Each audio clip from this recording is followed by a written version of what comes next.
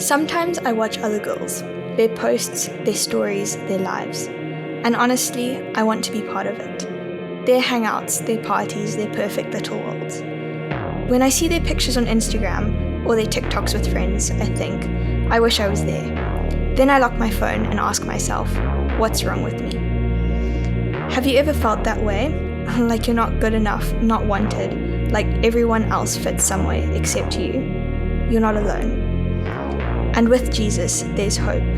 Let's talk about that. I'm Becca, by the way, a friend of Ella's. Nice to meet you.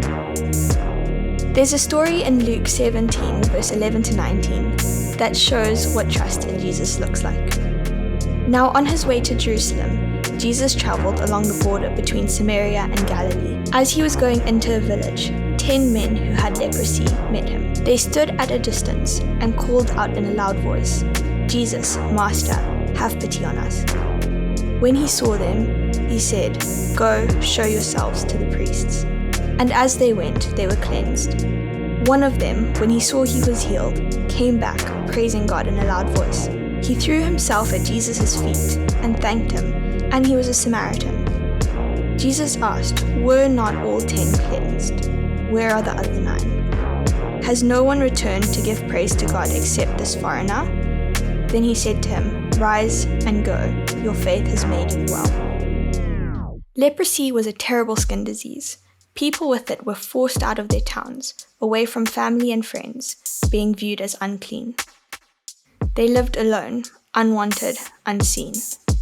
But Jesus saw them, and he didn't turn away. He healed them with his word, even from a distance.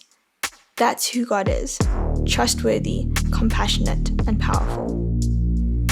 When you feel unseen or unwanted, remember, God wants you. He never leaves or forsakes you. You can trust him completely. Everybody wants to be loved. That's why we scroll over and over through people's lives online. Everyone looks happier, prettier, more confident. And after scrolling for hours, you just feel empty. You start to wonder, where do I belong?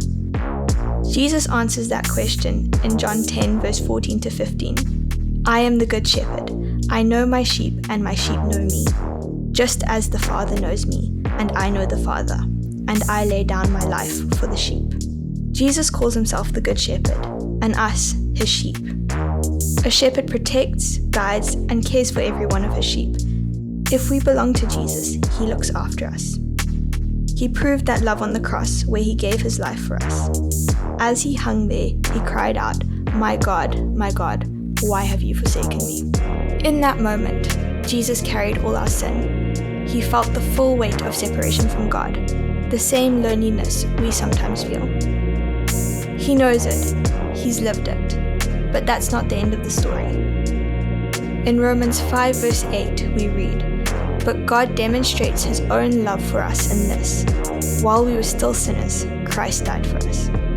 And in Romans 8 verse 35, "Who shall separate us from the love of Christ? Shall trouble or hardship or persecution or famine or nakedness or danger or sword? Nothing can separate us from his love." When Jesus died, he showed what love really means. As he said in John 15 verse 13, "Greater love has no one than this, to lay down one's life for one's friends." So, if you've ever asked, where do I fit in? Here's the truth.